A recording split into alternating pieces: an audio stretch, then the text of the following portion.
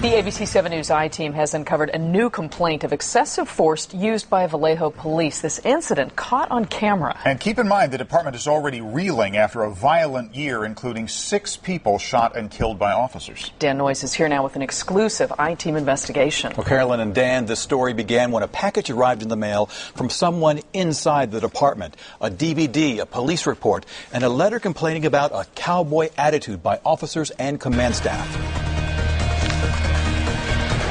Imagine you're a police officer on patrol. It's a warm summer day when the call comes in. A 22-year-old complaining his roommates beat him up and kicked him out of the apartment. Are you injured? Yeah. They punched me in my face, they choked me out, ripped my clothes, tried to steal thousands of dollars worth of my stuff. It's all out in front of the house. The victim is upset how long you took to arrive. And you guys took 45 minutes to get out here. Okay. Listen to me. First of all, I'm not on your time watch. I know. Second of all, U.S. soldier, bro. Know who you're talking to. Okay. Know who you're talking to. Are you getting in my face? You step forward to me. Okay. I did not step forward to you. At this point, what would you do? A, try to defuse the situation, perhaps explain why it took 45 minutes to arrive. B, direct the victim to step back, have a seat on the curb, and assure him you're there to help. Or C, smack him in the head. I know who I'm talking to, and you're down. You understand that? So you're talking to a United States Marine. You understand that? I'm talking to a U.S. soldier. Okay, you're talking to a Marine. So I suggest that you never step up and get in my face again when I'm talking to you. Do you understand me? I tracked down the victim on the video, Blake Robles. And seeing this now brings back the anger and frustration that I felt that day when the people that were there that were supposed to come to help me were there to attack me. He had never seen the video before, and it brought back a flood of emotion. Let's start over. The act can stop. Robles says when he was on the ground, the 2 officers pressed their knees into his chest. And that he blacked out briefly. Would you like to start over, or do I need to further introduce myself? I'm completely done. I don't need to further introduce myself? Okay. The officers accused Robles of faking it. What was all that moaning and stuff you did on the ground? Was that because my knee was in the center of your chest and you were having a hard time? What was that moaning, you son of a b****? That was me not being able to breathe! Whether you're in a bad mood, whether you're angry, whether they feel you're being disrespectful, it doesn't matter. They are there to protect and to serve us. And that day I was not protected, I was not served, and I've never felt safe from the police department since then. The incident was captured by what's called a V-View camera, clipped to the shirt of Officer Steve Darden, a 17-year veteran of the Vallejo PD, seen in this YouTube video. You want to know what happened? I do. Okay, I'm going to tell you what happened. But Darden does not want to talk about this case. By email, he refused my request for an interview. Darden's best known outside the department for his rap music, after he recorded a tribute to Vallejo officer James Caput, who was killed by a suspected bank robber in 2011. Jim Caput, badge 497, won't be forgotten. We know you up in heaven. And Chief Joe Crines declined to be interviewed when I caught him outside police headquarters. He told me he wasn't chief at the time of the incident. He arrived last September from Novato. But this package arrived here at ABC 7 just last month, sent by someone inside the Vallejo PD who's concerned about conditions there right now.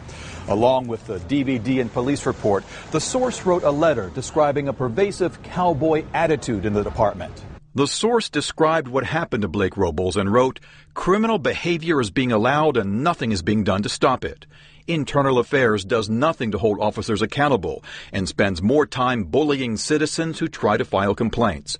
The source also wrote that the shift supervisor played the video in briefing and laughed about it. Did that happen? I don't believe that happened. I believe that's completely inaccurate. But, you know, this is a year and a half ago. I wasn't there for every step of this. Lieutenant Lee Horton oversees the Vallejo Police Professional Standards Division. He refused to comment directly on the video or to say what, if any, discipline Officer Darden received for the incident. By law, I can't discuss the man's personnel file or his disposition of discipline or anything like that with you. You're asking me, and you're asking the public to trust you that you handled this properly.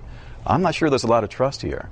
So I just need to know, I'll give you one last shot, was his behavior, that officer's behavior on that video appropriate? Well, I can answer the question for you this way. If I'm telling you that we conducted an internal affairs investigation, there was a disposition with the officer, That's the answer to your question. Horton also would not discuss Darden's version of events he wrote in the official police report.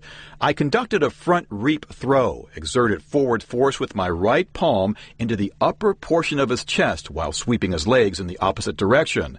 But he didn't hit Robles in the chest, as he wrote. You can clearly see Darden's gloved right hand strike the left side of Robles' head, knocking him to the ground. Police officers know that if you don't take control of a situation pretty early on, it can easily escalate.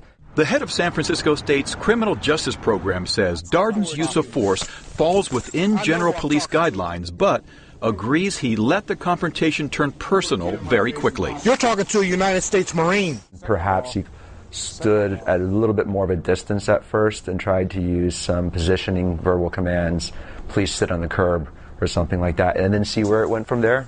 Blake Robles went to the hospital after the incident. He says his ribs were sore for weeks, but he never considered suing the police. I don't want money. I want a solution.